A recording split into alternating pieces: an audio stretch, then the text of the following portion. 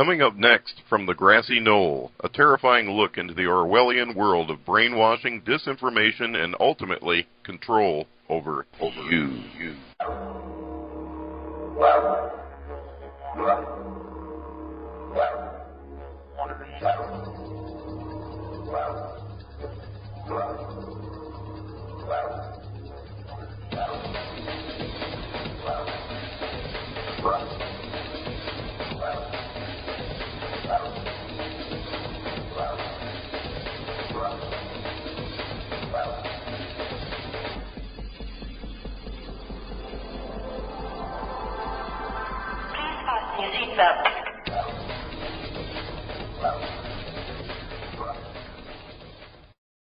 Warning, warning, warning.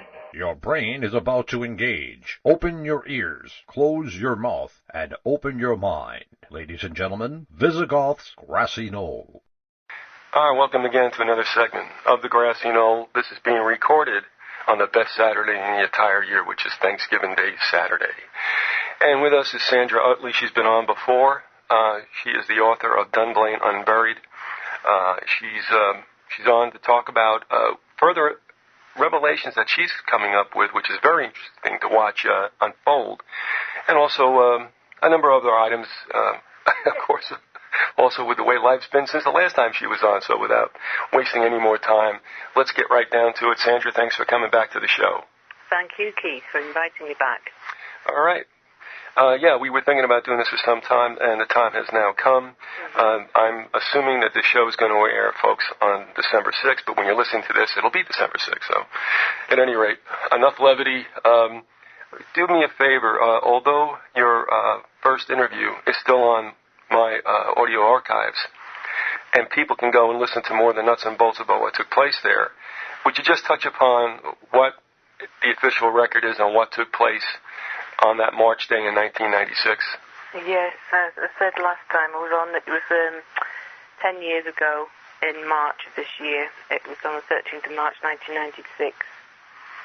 A gunman walked into a primary school in Dunblane in Scotland and fired at a class full of 5-year-old children, and 16 children were killed, and the teacher. And 12 children were injured, and 3 teachers were injured. Definitely Britain's worst mass murder. And subsequently there was an inquiry, and there was a cover-up of the truth at the inquiry. And I can say that quite emphatically. I did refer to certain aspects of that the last time I was on, and the documents that I have. And I'm hoping that I can talk about that in more detail this time. Well, the official story also said we had our usual lone gunman. Yes, he was portrayed, Thomas Hamilton, the man who was said to have committed the massacre, was portrayed as a loner. And again, as I referred to last time, in some respects he was, because he was an oddball. He lived a very unusual, strange life. As a paedophile and as a supplier of child pornography, he obviously wasn't really in the mainstream, but he did have a lot of acquaintances, a lot of men, wealthy men, visiting him regularly, and he did have contact with quite a few people, not just in that world, but in the shooting world as well. So he was connected to a lot of people, but he was portrayed as a loner, which seems to be the sort of formula that we now understand around these massacres, which starts to look just a bit too convenient. Well, what's interesting also about what you said, and if folks are wondering about this pedophilia thing, what you found the neighbors were telling you about Hamilton's behavior or what was going on in and around his flat was that these men in suits were coming to his house all the time. And now this makes sense, I think you told me, when you understand this was in the pre-internet a porn situation. Is that right? Yes. I mean, I think that we do forget about the pre-internet era. You know, everything was very different then, and they had to work in very different ways. I mean, I couldn't imagine that you'd have a supplier now in the sort of situation that Thomas Hamilton was in, where, you had people regularly visiting the house. I mean, it's all downloading this, that, and the other now. So until the massacre happened, I mean, even though this strange behaviour was going on, I mean, his neighbours, I mean, they told me that they would often look out and see yet another big flashy car outside his house and go, oh, that'll be somebody visiting Tommy. But, there weren't any prosecutions against him. So the neighbours would think, well, it's just somebody visiting Tommy, as everybody always called him. I mean, it was obviously once the massacre had happened and Thomas Hamilton's name was linked with that we became really aware of the kind of seedy life he'd been living for the previous 20 years. Well, I'm unaware of what things were like, obviously, in the UK with regard to classifying and keeping track, as they do now here in the United States, which may not have been the case in 1996 here either, I'm not sure. But his pedophilia, was that uncovered, and was he under any kind of probation or anything like that? Right, as far back as 1974, he was ousted from the Scouts movement as a Scout leader because of suspicions that he was a homosexual paedophile, and also because of his neglectful treatment of the boys that he had in his care. So the Scout movement were aware that he was an unsavoury character, I suppose you could put it. He wasn't to be anywhere near boys. But he somehow found people in influential positions that allowed him to continue, to start up in the first place, running his own boys' club, under the guise of, I think I said last time it was gymnastics, and that was very much the case for probably the last 10 years. But I think when his club started out, he offered shooting for the boys, shooting facilities, and also, football and the usual sports. But it gravitated more towards gymnastics as he managed to get his way into all the schools in central Scotland and access the gymnasiums and all the equipment that was available, even though he didn't have, the appropriate qualifications, which I talked about before. Sorry, you were saying that had there been any prosecutions? Right. There weren't any. There were police officers who tried to bring prosecutions against Thomas Hamilton. There was a DS, Paul Hughes, in 1991, wrote a very damning report on Thomas Hamilton with 10 possible charges that could have been brought against Hamilton with regards to his dealings with boys. As I told you the last time I was on, he took these boys away to a remote island on Loch Lomond and put them into little swimming trunks, and then he would sort of create these little films that he made, like on the basis of the Lord of the Flies, and would have these boys, like having to lie down in freezing cold water in the swimming trunks and filming them. I mean, this was obviously not just for his own use. Right, and that also might explain why he never was prosecuted. But, yeah, there were junior police officers who knew that there was somebody, more than one person, I think, in Central Scotland Police protecting Thomas Hamilton. And you actually have a situation around about the early 1990s where one police officer actually ran round to the Procurator Fiscal's office with a report on Hamilton to try and bypass, the senior management in Central Scotland Police. But then this is where the links with the Scottish judiciary come in, because none of the Procurators Fiscal brought any charges against Hamilton.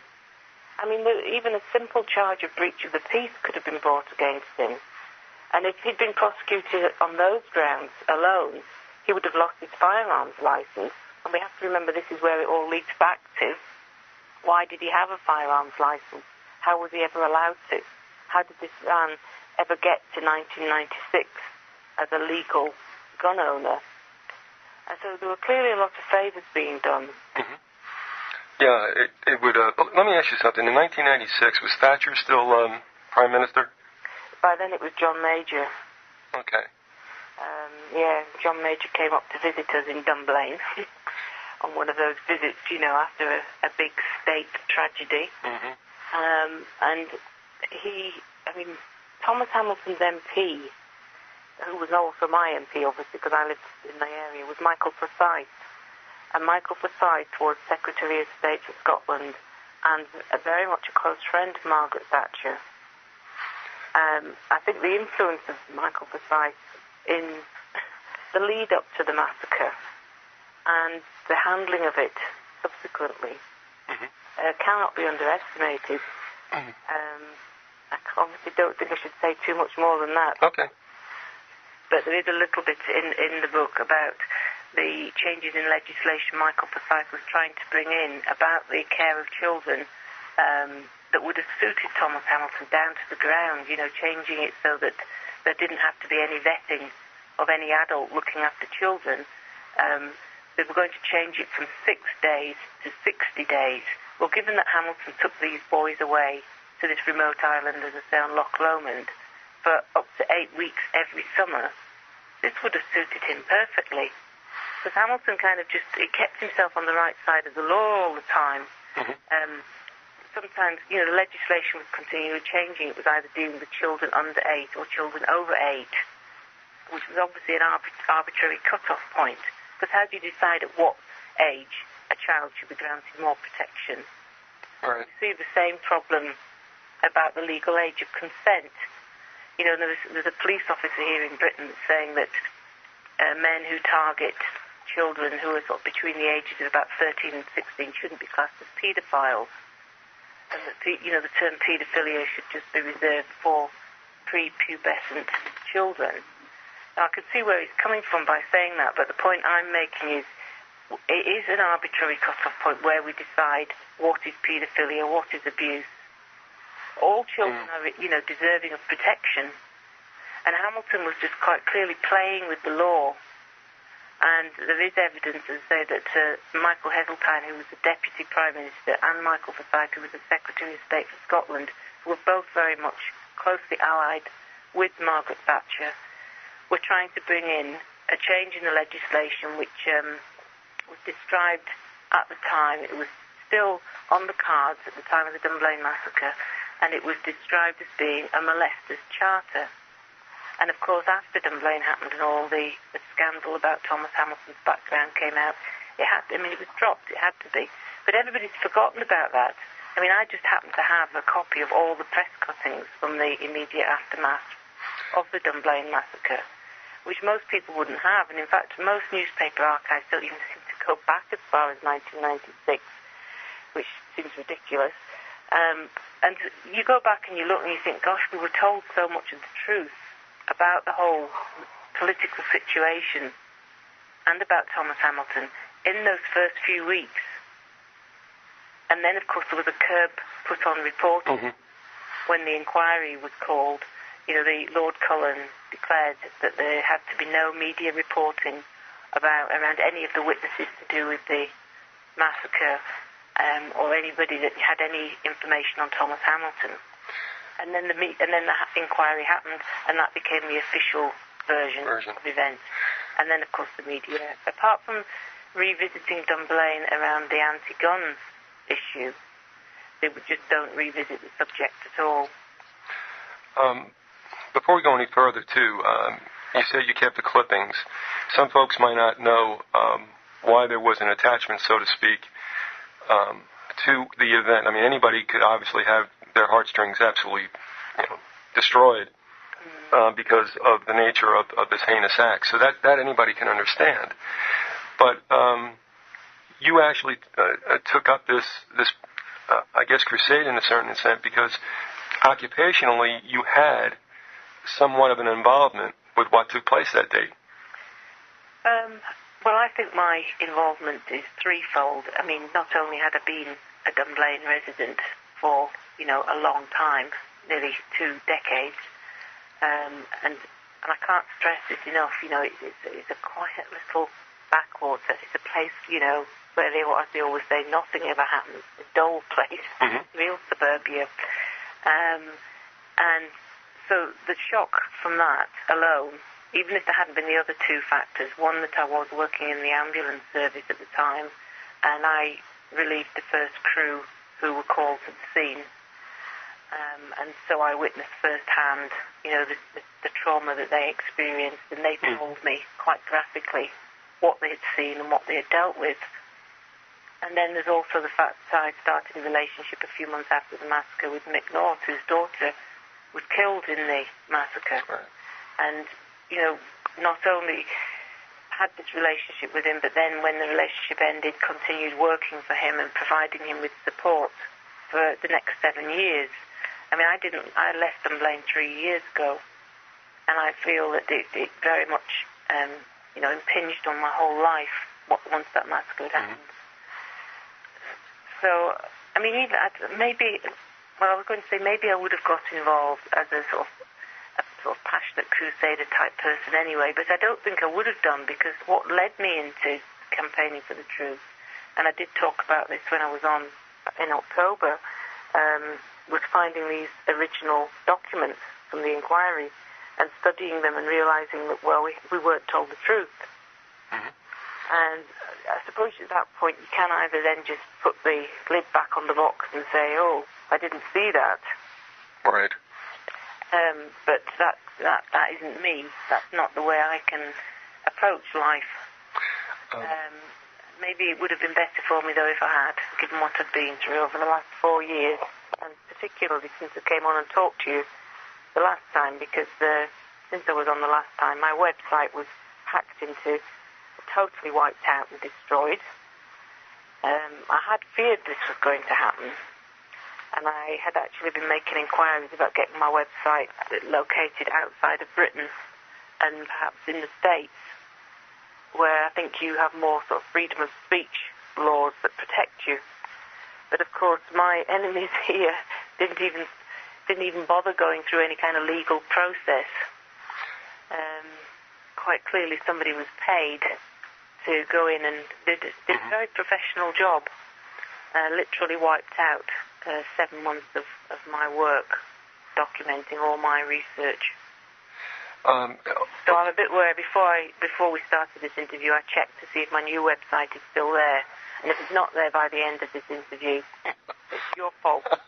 Okay. Well, let's talk about that too, and also about how folks can get their hands on that book. Now, the website is still www.dunblaneunburied.tk. Is that correct? .tk now, yeah, instead of .co.uk. Okay. So it's www.dunblaneunburied.tk, and you spell Dunblane, folks, Dunblane.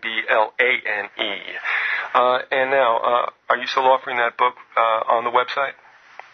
Yes, the book's still available, but I mean that information is all on the new website, so I don't think I need to go over all that again, do I? No, that's okay. As long as they know where they can hit it, that's fine. Yeah, if anybody was interested, they can just look at the website and get the details. That's Dunblane Unburied, and you finished that project when? In March this year. This year, right? Yeah, that was my attempt at trying to bring an end to my involvement, because it has been so incredibly stressful. People don't want you to talk about it.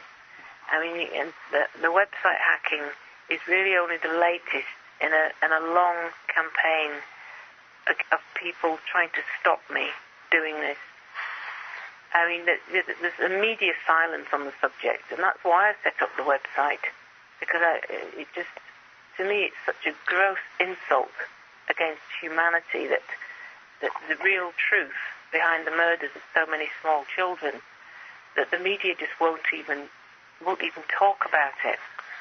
I mean, there has to be some kind of D-notice on this, because in January of this year, I sent out a press release to every single British newspaper after having got a copy of the statement of an off-duty police officer who was present in Dunblane Primary School that morning, who was clearly never part of the script and had to be written out of the whole story.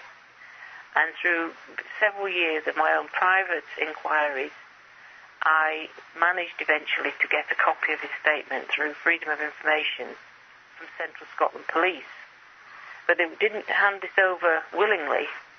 I mean, they fobbed me off time and time again, with, you'll find there's 2 statements of off-duty police officers available at the National Archives of Scotland. And I said, well, I'm sure the one I particularly want isn't there. I particularly want the statement of the man who walked into the gym immediately after the massacre finished. And eventually I did get a copy of this. And fortunately for me, because I'd lived in Dunblane and I had made my own inquiries when I was still living there, I had a name in the back of my head of who this man might be. I'd been told by just a dog-walking friend who was a policeman, and I'd said to him just casually one day, my ambulance service colleagues tell me that there was an off-duty police officer present when they got there, because they were the first ambulance crew there. And my colleagues told me that they were met by this man who said he was an off-duty cop.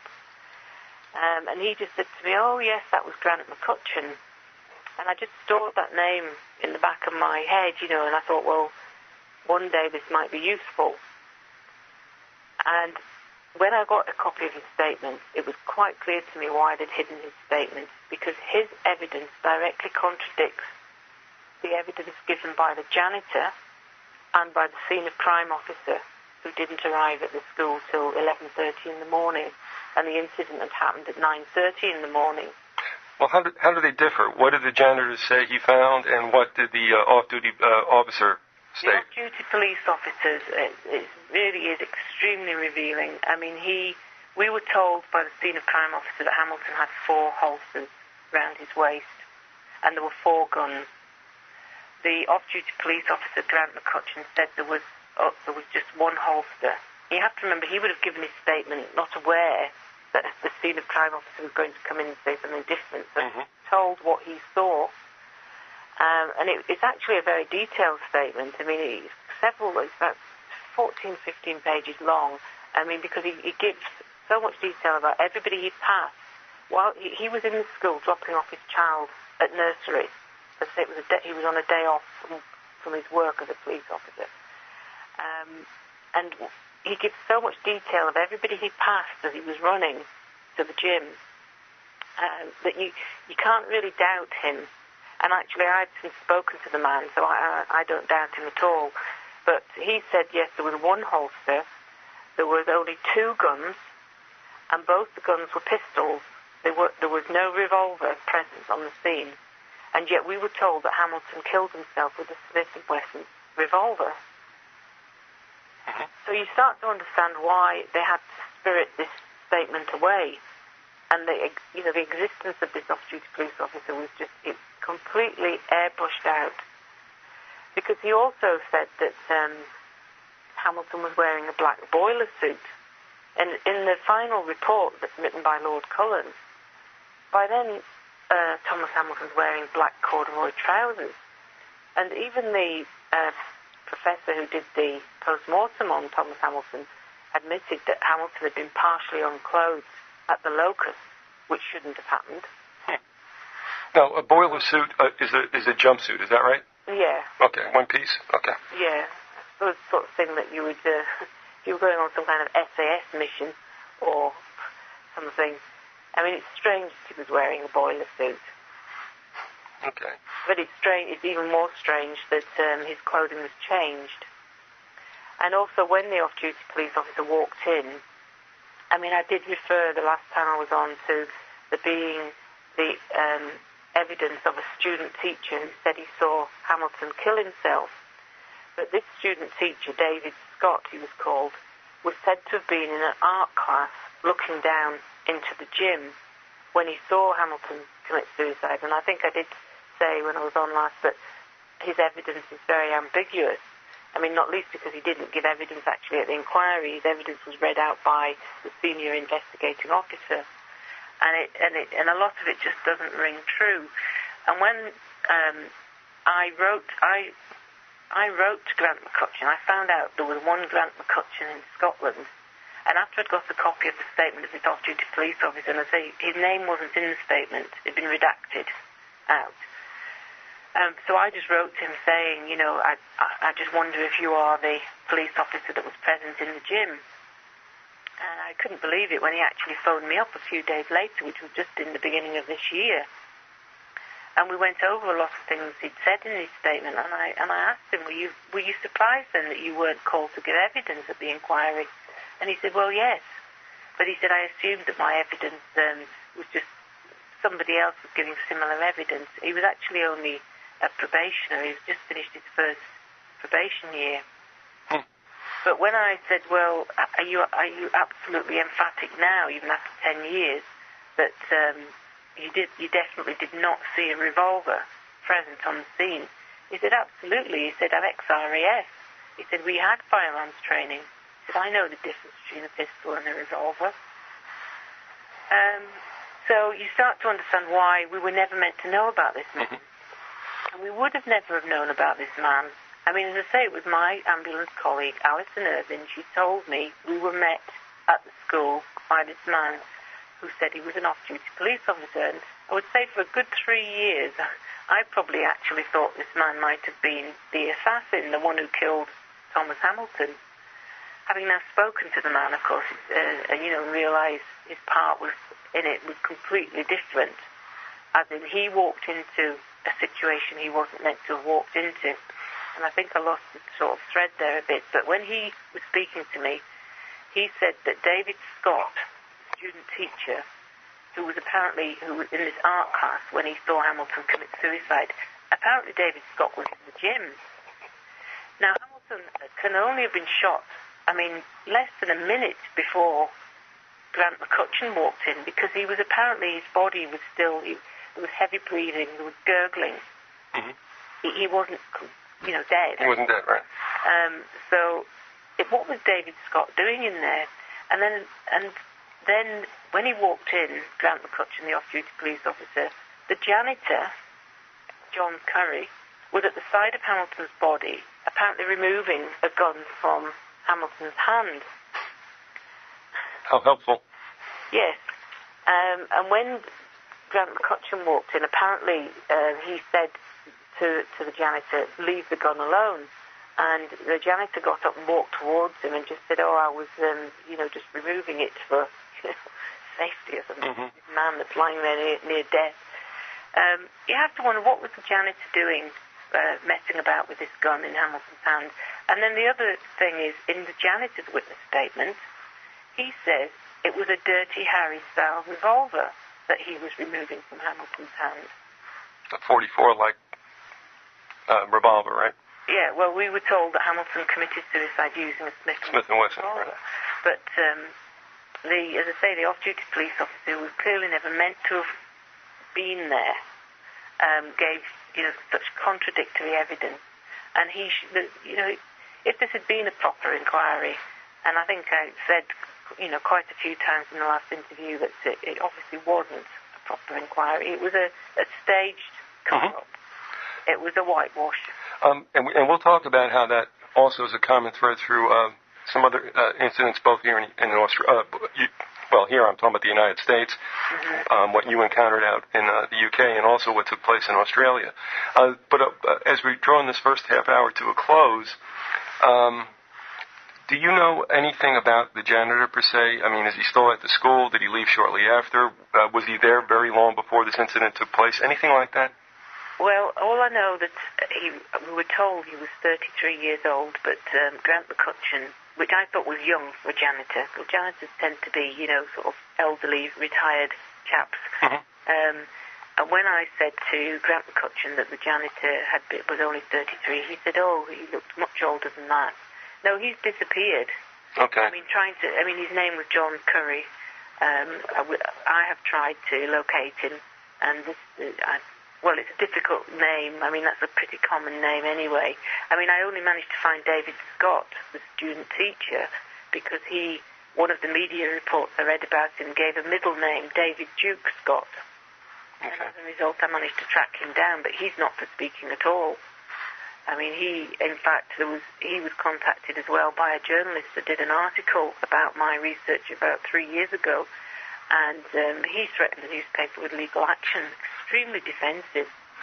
Well, that's a good tack also, and we're not necessarily intimating anything about him, but to be that aggressive, not a bad idea perhaps. And the reason I'm saying it, and we're coming to a close right now, folks, and we're going to get into more in the second half hour, but in a cover-up situation, it would be helpful, and of course it looks as if one is innocent, but we're not saying anything particular about that individual. However, when we come back in the second half hour, if there was a cover-up, and you're quite sure there was, what was the reason and who might have been involved and who were the ones that were being protected? And we'll do that in the second half hour. You're listening to the Grassy Knoll. We have with us Sandra Uttley. She is the author of Dunblane Unburied. And we'll be back in about 60 seconds. This is the program your mother warned you about. Vyzygoth's Grassy Knoll continues. Welcome back to the second half hour of the Grassy Knoll. We have with us Sandra Uttley. She is the author of Dunblane Unburied. She took a look at a very horrible incident that took place in March 1996 in the Scottish town of Dunblane. And of course, we said that we have a full hour devoted to most of the mechanics, if you will, of that incident. And it's up in my archived audio on Vyzygoth.com in the audio section, of course. Now, quite a few things, though, Sandra. As you were talking about a number of items at the end of the first half hour. What I want to know, and I've got some notes from as you spoke, and I want to hit these points real quick just so we can get them in. The bit about the shooter being involved in some kind of boys' clubs and stuff like that. See, in the United States, that doesn't make all that much sense in a way, because usually you might work for the recreation department for the town. You might be in the education system as a gym teacher or whatever. Yes, there are amateur sports teams outside of school where there are volunteer coaches. What was this guy's, title? I mean, how did he set himself up as whatever he was with the kids? Very good question. I mean, it is mind-boggling that he was put in such a position of authority with these young children. I mean, he'd gone from school at the age of 15 to work in the architects department, I think, of the local council. I don't think he stayed there very long, and then he started up his own wood shop. And I think then he went briefly into kitchens. But by the time he was 21, early 20s, I mean, his main interest was being with boys, and he tried to get into the Scout movement, but he was ousted by the Scouts in 1974. And then how this happened, how he managed to get to run clubs in school gymnasiums in so many schools throughout central Scotland is just incredible. I mean, he was supported, but there's no doubt about this, by his local councillor, Robert Ball. When I spoke last time about Hamilton not having the appropriate gymnastic qualifications, that he only had this grade 5 women's artistic award, which didn't qualify him to coach boys. I mean, God knows what he had to do to gain that qualification. I mean, it sort of doesn't bear thinking about, than in a leotard or something. He was not a qualified gymnastics teacher. So, but of course, because he ran his clubs in schools, when he put his leaflets out, and he worked hard at promoting himself. I mean, he went round, probably every house in Dunblane, and if he did it in Dunblane, you can be sure he did it in every other place in the area, putting leaflets through, promoting his clubs. And he would often put the names of people who he obviously considered supported him on these letters, and that included his MP, Michael Forsyth, and his local councillor, Robert Ball, and the police inspector, Michael Mill.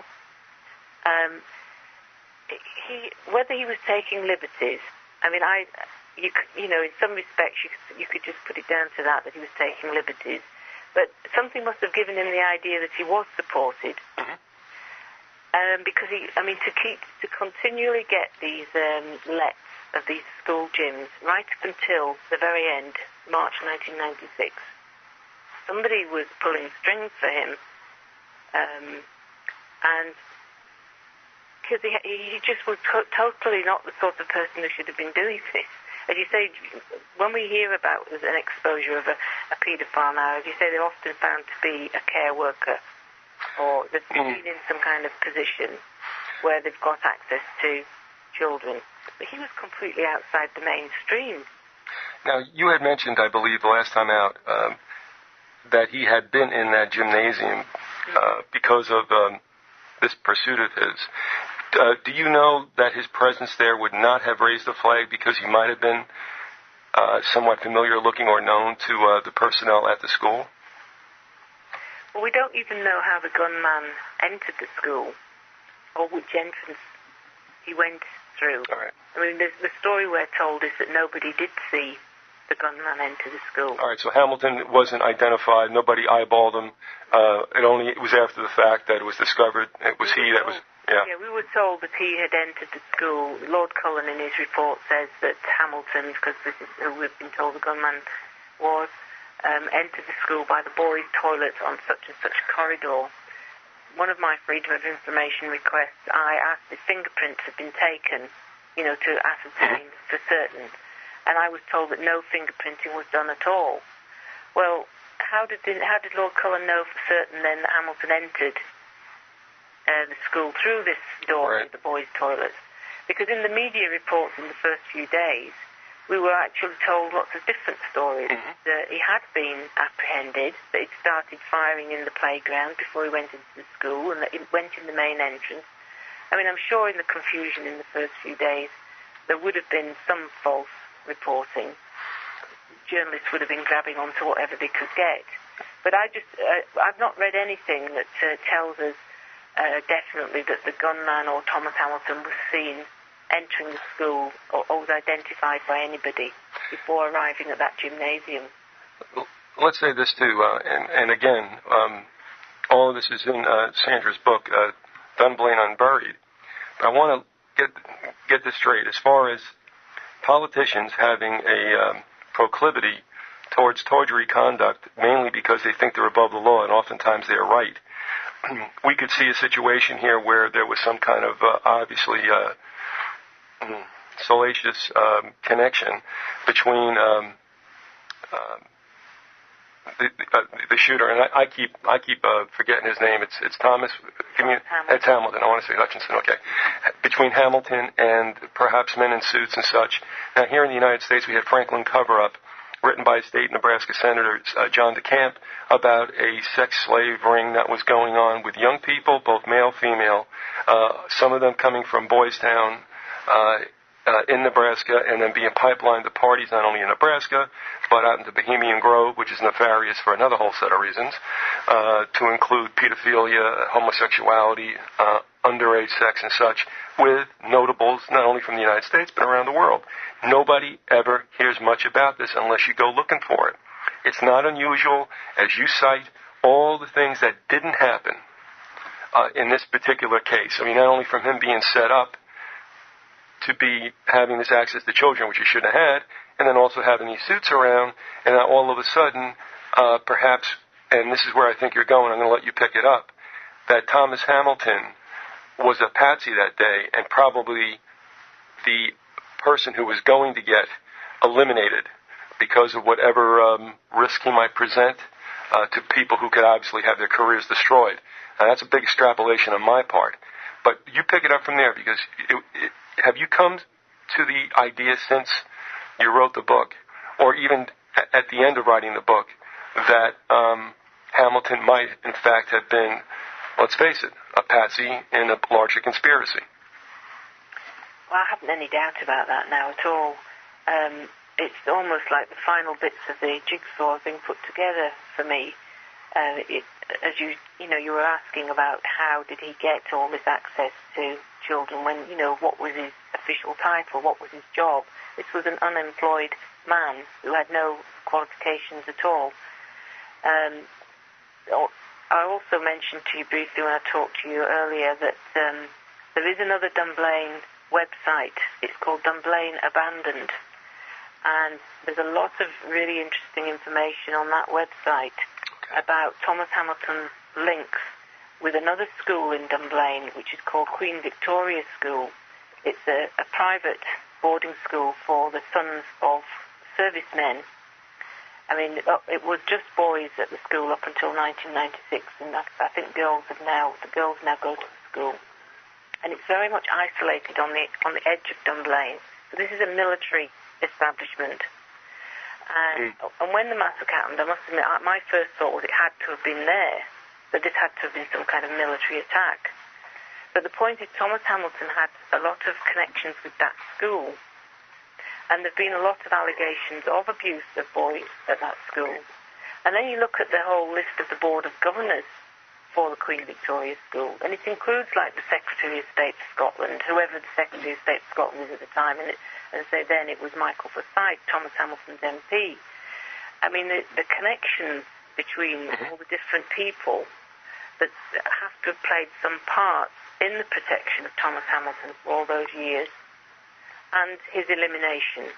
Now, Hamilton, it was not somebody, yes, he did have a gun permit, you said, is that correct? Yes, he did. All right, but this is not somebody who we know went out shooting all the time and was a marksman of any particular caliber.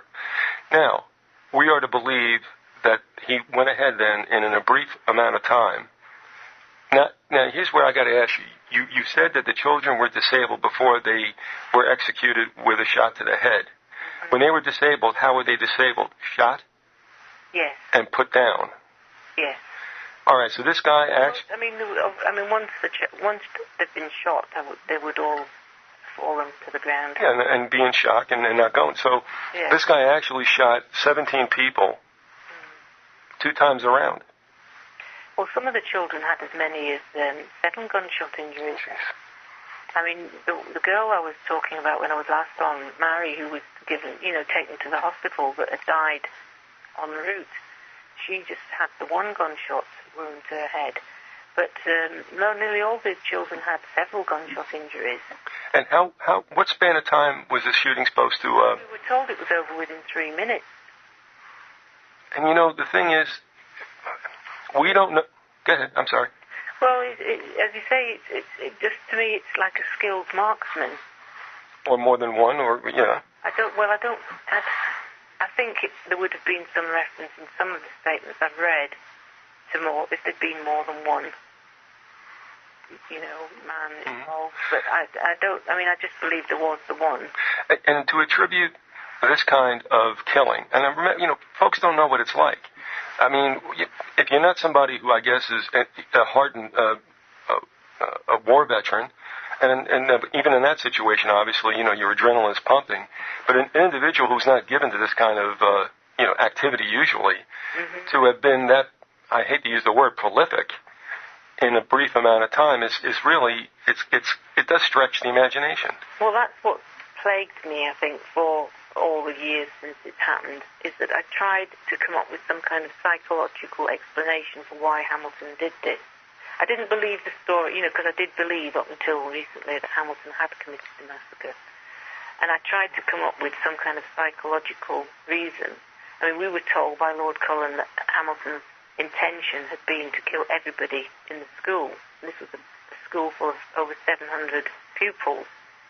And we were told this because they obviously placed a big case of ammunition there that just so happened to have enough, ammo to kill everybody.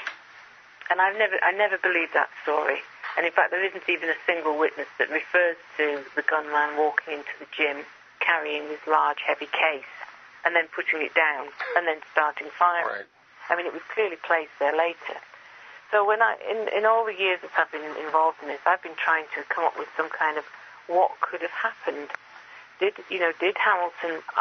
for a long time, I believed that Hamilton had set off to kill the head teacher. And because he obviously wanted to go... We were told, this is what we were told, that he had tried to time it as he got there when the assembly was on. And when he got there, the assembly had finished and there was nobody in the assembly hall.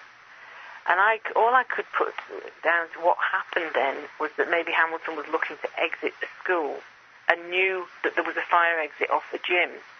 And then, of course, when he got to the gym, there was his class in there. And I thought, well, maybe it was rage or panic that caused this massacre to happen. Because I was trying to, I've just tried so hard to work it out. I think that's one thing that has kept me going. I'm searching for explanations. And I would welcome anybody else, putting forward their theories about all the lies we were told about the sequence of events on the morning. But nobody else, all people want to do is try to just discredit me, even though I will only talk about hard, factual evidence. They just seem to want to discredit my theories. And I admit that they're theories. When I was on the last time, I spoke about how I thought that the reason why they'd altered all the CCTV times was because I believed that Hamilton was maybe meeting with somebody. And that explains the detour as well, that he didn't set off directly to Dunblane. And, since I was on the last show, somebody came onto my website and just wanted to try and destroy everything I'd said on the last interview. But it was like saying, well, you can't possibly come up with this theory. Well, actually, I'm allowed to come up with theories. If we were not told the truth, if times were altered, if the direction that the van was seen leaving the roundabout was altered, then I'm sorry, but as a researcher into this, I can come up with a theory. And if anybody else wants to come up with an alternative theory, good, fine. But nobody does. They just say, some of the stuff that some of these guys that come onto our website, maybe he went to buy a newspaper. Well, if Hamilton has set off 45 minutes earlier, just to go and buy a newspaper, I think the police would have found that out in their investigation. So I haven't had anybody come up with any sort of strong arguments against that hard factual evidence that I put forward. Because they know they can't. Because once I've made it quite clear, I stated quite clearly when I was on last time where I got these documents. So their authenticity cannot be doubted. If I was somebody that was just going by hearsay or newspaper reports, I could see, there would be grounds for doubt. Well, there's one other thing you touched upon. Well, actually, you didn't touch upon it. You talked about it to a certain depth last time around. I'll ask you to touch upon it again, and that is what I found curious was you said the location of several bullets at the base of the gym wall. That was the wall that the entrance doors were in. Yes, the parents of a girl who was in the gym, Victoria Porteous, who was uninjured. She didn't receive any gunshot injury. There were only 3 girls that survived the attack on that class. 2 girls were really quite critically injured, and they're both disabled. But Victoria Porteous lay down and, pretended to be dead. Remarkable survival instincts in a child that age, and obviously observed an awful lot of what was going on. And I got a copy of her parents' statement that they had given to their solicitor in preparation for the Dunblane inquiry. And they said that they'd noticed that in every wall of the gym there were a lot of bullet holes. But in this particular wall where Hamilton's body was found, there were just 2 bullet holes, 6 inches from the ground and 2 inches apart.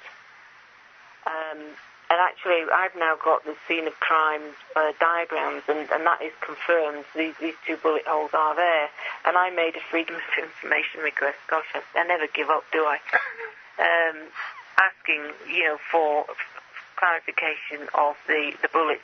Why is that a suspicious thing? Because we were told by the scene of crime officer that the bullets that exited Hamilton's head came out of the top of his head. But the pathologist who did the post-mortem said the bullet exited from behind his left ear. If Hamilton too was disabled, like the children were, and was, then the final shots were administered while he was on the ground, then if there was an exit wound from the top of his head and an exit wound from behind his left ear, it it would fit with the parents obviously had some kind of suspicion about this, but they voiced it in their statement. Mm-hmm. And it would fit with these, the 2 inches apart. If you think of a skull, mm-hmm. That's what arouses my suspicion. And in the context of everything else the parents said in their statement, that the person who fired at Hamilton, and the name Hamilton's left in, I said this the last time I was on, that's probably the one that should have been blanked out, because they said someone fired into the bottom end of the gym where Hamilton entered the gym. And as I also said the last time, so much of the statements that these parents made has been blanked out.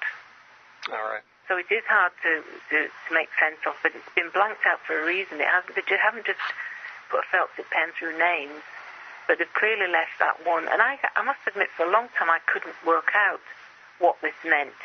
He fired into the bottom end of the gym where Hamilton entered the gym.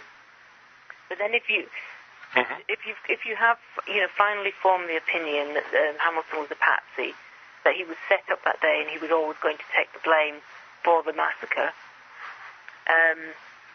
well, it all starts to piece together. And you go back and you read over things and you think, oh my goodness, this was staring me in the face all along. Mm-hmm. But it just hadn't simply occurred to me, because right at the outset I did consider MI5 involvement in Dunblane, because there was such a blanket ban on coverage of those of us who were trying to, expose the truth. And it was put to me, well, if it's MI5 involvement, you've not got a chance. And then I actually removed that thought from my head, and I thought, no. This is not a government-orchestrated massacre. This is something that's gone very wrong in central Scotland. It's allowed Thomas Hamilton to get into this situation, that he walked into that school. But I've gone full circle, because now I strongly believe there's MI5 involvement, and that this was a government-orchestrated massacre, and that Thomas Hamilton was selected as a patsy probably a good couple of years beforehand. Yeah, and I get. All right, let me state this then. Is this plausible? That obviously he was involved in a very tawdry enterprise that might have involved politicians or men in suits. We'll just say that, and that they gave or a rationale was given for why he would pop up at Dunblane if he has his axe to grind with somebody who works there. And then you have somebody, obviously, that is there to take him out. And I hate to say it, but then it's a horrible word, the collateral damage to children was just to make it look like a heinous act of a madman. Would that be correct?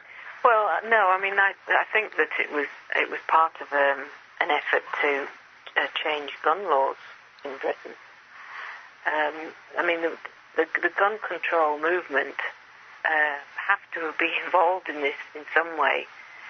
But ordinary individual murders of people, through the use of guns, doesn't create outrage against guns. The majority of ordinary murders are probably domestic, women being killed by their partner, ex-partner. Now that doesn't bring the government to, a realization that guns are unsafe and that we should ban them. There needed to be some kind of outrage. And I know this is where it does seem to be stretching things, and people now maybe don't even want to listen to what I have to say anymore, and don't believe this is possible. But given even the resistance to the changing gun laws, even after a massacre of so many children, you can see that they couldn't have just brought legislation in. There would have always been resistance. So there had to have been a political lobby group behind this. And what convinces me more and more, you've had people on talking about Columbine, talking about Port Arthur, and these quite clearly were staged massacres too. So if you've got these are the three big massacres, and if they've all been staged, and there's so much evidence now, you've had people on that have studied so much material in depth about the Australian massacre and the Columbine massacre, and I don't doubt what they're saying. And none of us knew each other. We didn't all sort of just suddenly, conspire together and say, oh, well, let's come up with this theory that these big massacres are actually orchestrated and planned for a reason. I mean, it's hard to understand why the two boys were selected as the patsies of Columbine. I mean, Thomas Hamilton, a lot of people wanted rid of him. He had a lot of dirt on a lot of people. Martin Bryant with the Port Arthur massacre, you can see perhaps he was selected because apparently, very low IQ, right, easily manipulated. So if it hadn't been for the internet, I wouldn't have ever known anything about the background research going on about Port Arthur or about Columbine, and we would have all been isolated.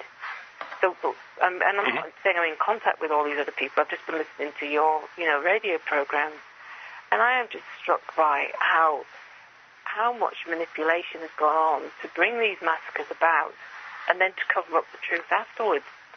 Well, and there has to be a political lobby group involved in this. The thing about gun control, the gun grabbers, I don't know why it doesn't penetrate them, or it does and they want to refuse to believe it, or they know it's a weak link in their argument. But, if there is gun confiscation, and I am a gun owner, if the bad guys know that nobody has anything, why do these people who want to grab guns think that the bad guys will play by the rules? In other words, I mean, you have a situation, if we were to take, let's say, Thomas Hamilton's supposed M.O., and he's a bad guy, and these guys will always have the guns. So then everybody else is defenseless, and these characters go on and on their merry way because they're not going to play by the rules. And, of course, it's good people that own guns that are not the problem, so you strip in the ones that aren't the problem for the ones that would always be a problem, whether you confiscate or not. Now, in Columbine, there might have been a bunch of other things going on there. It could have been, as I think Bill is laying out, very much a military operation, if you will, a gigantic psychological operation with obviously a body count and a lot of fallout. And he states quite clearly why that would be. At Port Arthur, again, you had intelligent people being killed as well. And what Zabel said about Columbine, and may have happened again even in Dunblane, is that you might have a black op group that goes in, and let's say that Klebold and Harris were involved without a doubt. They may not have known what they were completely involved in, though. And then you have a group go in to take care of the supposed perps, and then a group comes in to take care of those who took care of the perps. I mean, it seems to be running that way, and perhaps in Dunblane as well. Well, yes, I mean, I listened to Bill Zabel, and he was talking about the teams and the clean-up teams and everything. And I think that you can see that that's what happened at Dunblane as well. I mean, the scene of crime officer, I mean, say his evidence, which we were told was the official version, Hamilton having these 4 guns, 4 holsters, etc. He must have been part of the next team. I mean, I hadn't really, got that sort of terminology in my head. I mean, I knew that, they obviously moved the responsibility on to different people at different levels of the post-massacre business. And as I say, that's why I think we were never ever meant to know about the presence of this off-duty police officer. He was not part of the script. That's right. I mean, the shock that these people must have had when he walked in and then gave, as I say, such a detailed, graphic witness statement. As I say, I've got it, and it's 14, 15 pages long. I mean, it completely exposes that we weren't told the truth. Well, when was the last time you spoke to him? He phoned me on January the 2nd of this year. I'd written to him on the 28th of December at the end of last year. I don't like Christmas, just like yourself, and I was busy sort of thinking, what can I do next on the campaign? And I wrote this letter to Grant McCutcheon, and he phoned me. I just couldn't believe it. I was gobsmacked, actually. And he was quite happy for me to go public with the fact that I'd found him, and that he was quite happy to speak out. and to stick by the statement he'd made 10 years ago. So I did go public with it. I put a statement out to the whole press, but they just completely ignored it. I mean, to me, this was the most sensational story. Right. And a witness that we'd never, ever even heard about. By the way, is he still in law enforcement? He moved from Central Scotland Police up to the north of Scotland the year after the massacre. So he's very much sort of... I'm sure that's why he phoned me. If he'd still been in Central Scotland, I don't think he would have done. He wouldn't have been allowed to. Well, if he's still in law enforcement, I'm surprised somebody didn't, quote, talk to him. I think he has been talked to now. Okay. As I say, my book came out in March, and I sent him a copy, and I thanked him for having contacted me and confirmed, so many details for me. But he's gone very quiet now. We're going to have to hold it there. We're up with our second half hour. We've had with us Sandra Uttley. She's written Dunblane Unburied, and there's more that's being, if you will, unearthed with the weeks and months that go by. Sandra, stay right there for a second, if you will, folks. This has been the Grassy Knoll. We thank you for listening, and we'll see you tomorrow.